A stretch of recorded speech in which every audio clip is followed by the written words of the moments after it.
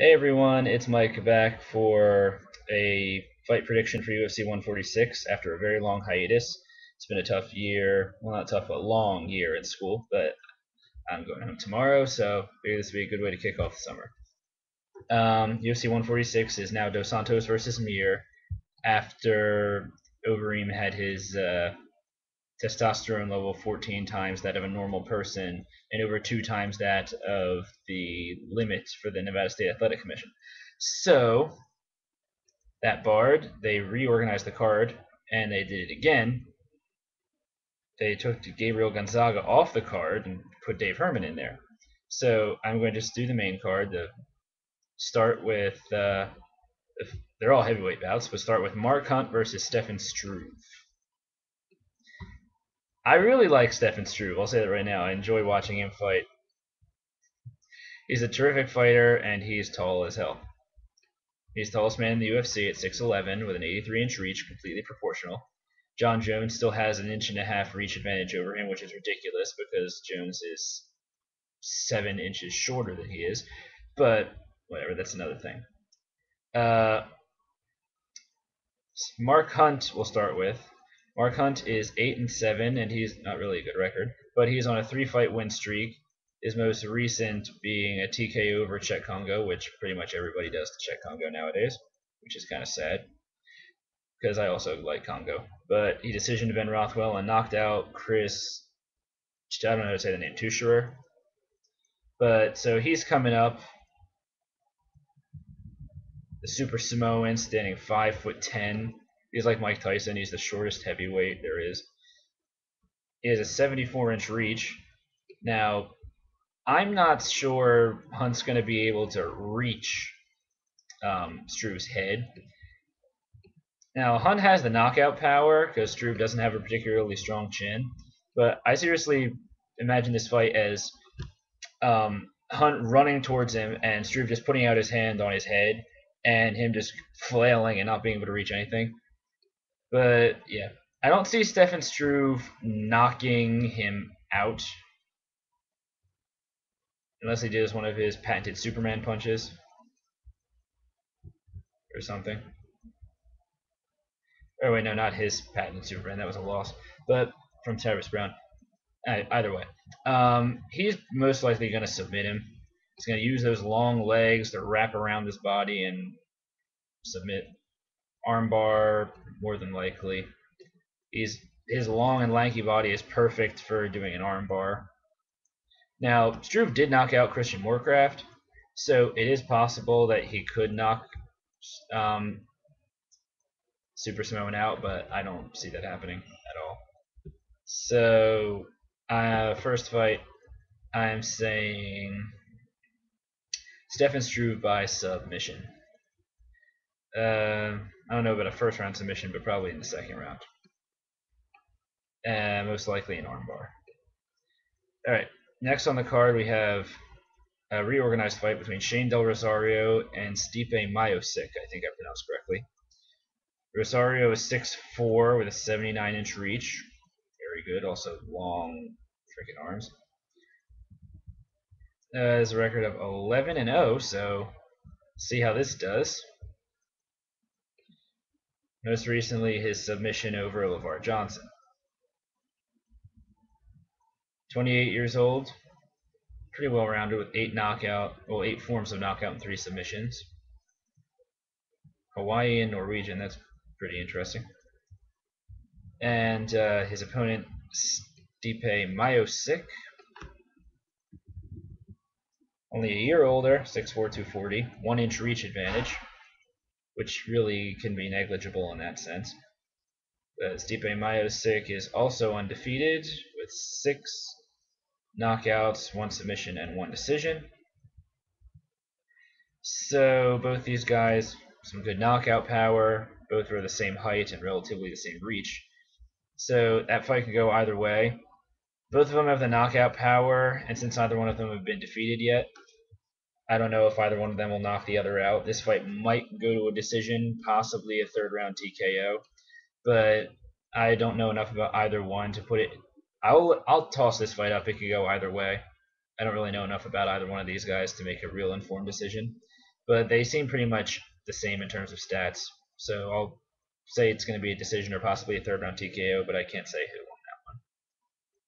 Now, Roy Nelson and Dave Herman. We all know Big Country.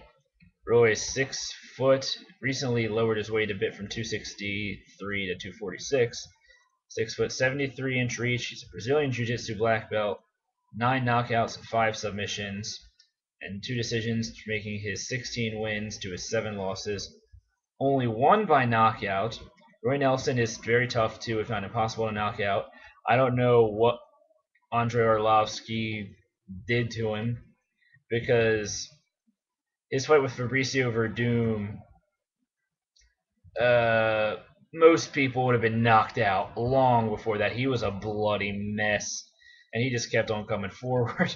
So Roy Nelson can take a lot of punishment, and I like Nelson. I like Big Country. And his opponent now was going to be Gabriel Gonzaga, but now it is Dave Herman. Dave Herman, 6'5", 234 with a 77-inch reach. So he has a significant reach advantage over Nelson. 73. So that'll be a problem with Roy, being that he's a short heavyweight, not as short as Mark Hunt, but he might have a tough time getting in there with that 4-inch reach advantage. And Dave Herman's got some significant knockout power with 15 different knockouts under his belt of his 21 victories. That being said, he most recently knocked out Stefan Struve, which, as I said before, isn't that hard to do. Struve has a pretty good chin if you can reach it.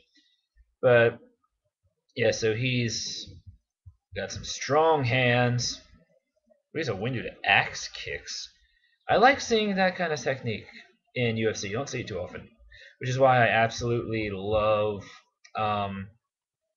Edson Barbosa. His wheel kicks are kick-ass. I love it. Love watching technique. Now he's undefeated in his first 15 fights, and he's only been to a decision once in his 24 fights. He was knocked out twice and disqualified once.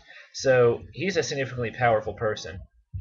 I don't know if he's got the power to knock Roy Nelson out.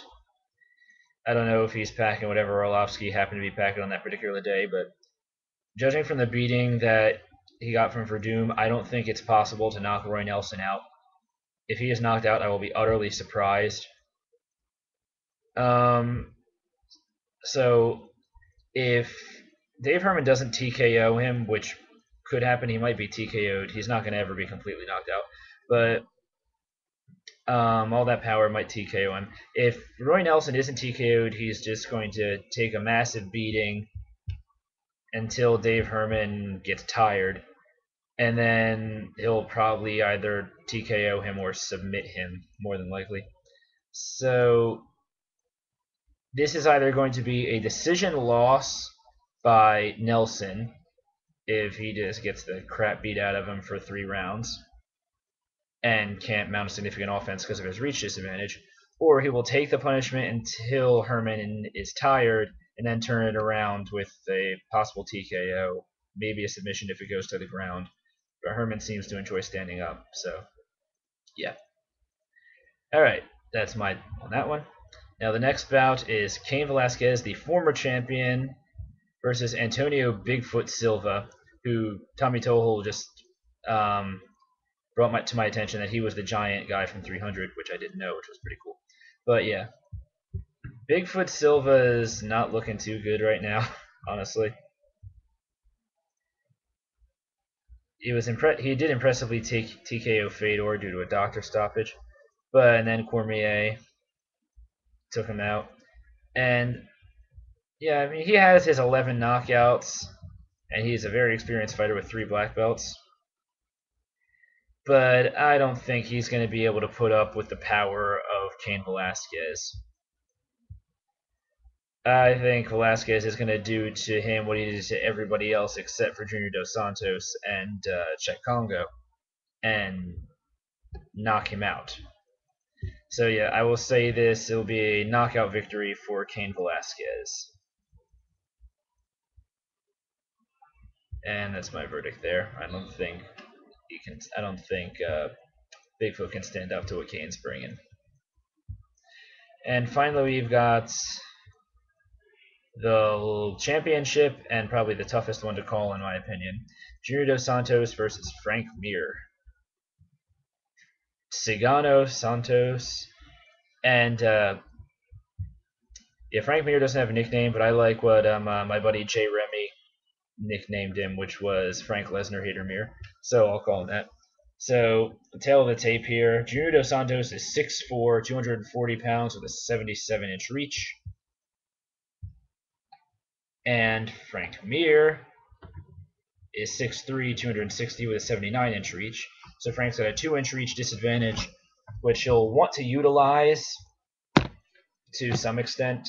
If he's smart, he will not attempt to stand up with Dos Santos, or Dos Santos will punch his head in half. So, I mean, Frank Mir has a pretty good chin. He was beaten pretty severely by Shane Carwin before he finally was knocked out. So, if he can take a beating like that, he could probably take a significant beating from Dos Santos as well. But Dos Santos, in the stand-up, will most likely spank him. Even though Frank Mir's boxing has been improving, he's going to want to stick to what he's good at and take the fight to the ground and submit him. So that's going to be what Frank's going to want to do if he's going to survive. I do not see him winning a striking bout despite his 2-inch reach advantage. Dos Santos will just pick him apart there. So, that being said, we go to Dos Santos. Dos Santos' only loss is by a submission from Joaquin Ferreira. I think I butchered that. But yeah, his only loss has been to an armbar. But, so Dos Santos has some fairly decent takedown defense. So what he'll want to do is utilize that. Because if Frank Mir takes him to the ground, I think Frank Mir is going to get him. Armbar, Kimura, something like that. So this is a fight that could go either way depending on where the fight goes. If the fight's on the feet, Dos Santos is knocking Frank Mir out. If it goes to the ground, then Frank Mir is submitting him. So it all really depends on where the fight goes. If Frank Mir, if he's smart, is going to want to go to the ground immediately and not want to stand up with him. So if Junior can keep his takedown defense in a good enough position to avoid being taken to the ground, he is going to knock Mir out. So that's what I say. I'm going to call this fight a knockout by Junior Dos Santos, but that is assuming that he will be able to stay on his feet and defend against Frank Mir's takedowns. But my official call, I'll go on the record saying Dos Santos will knock Frank Mir out. And those are my predictions. And got another about 2.5, 3 weeks before that fight happens. So let's see what happens. I have a pretty decent tendency of calling fights wrong, so we'll see what happens there. But if I had to say one fight I'm absolutely sure of, I say that Cain Velasquez is going to put Bigfoot to sleep. That's the one that I think is most likely to happen. But fights are dynamic and could go either way, so let's see what happens. Being that these are all heavyweights and they all have significant knockout power, I don't think any of these fights will go the distance. If any of them do, it'll be Roy Nelson versus Dave Herman. And that would be Herman just punching him a lot and him not being hurt but not able to mount an offense due to his reach disadvantage. But anyway, so yeah, those are my official calls.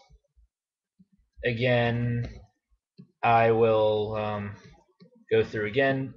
Basically, for the main card, I call Stefan Struve submitting Mark Hunt. Del Rosario and Mayosik could go either way. I don't really know. Dave Herman by a decision on Roy Nelson. That's the more likely one, I think. Cain Velasquez knocking out Antonio Silva, and Junior Dos Santos knocking out Frank Mir. That's what I say. Let me know what you think. In a mild sense, you don't need to get all hate. This is just my opinion.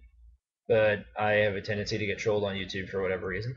So if I see any trolling comments, I'll just delete them. So, yeah. We'll see what happens. I'll be on later.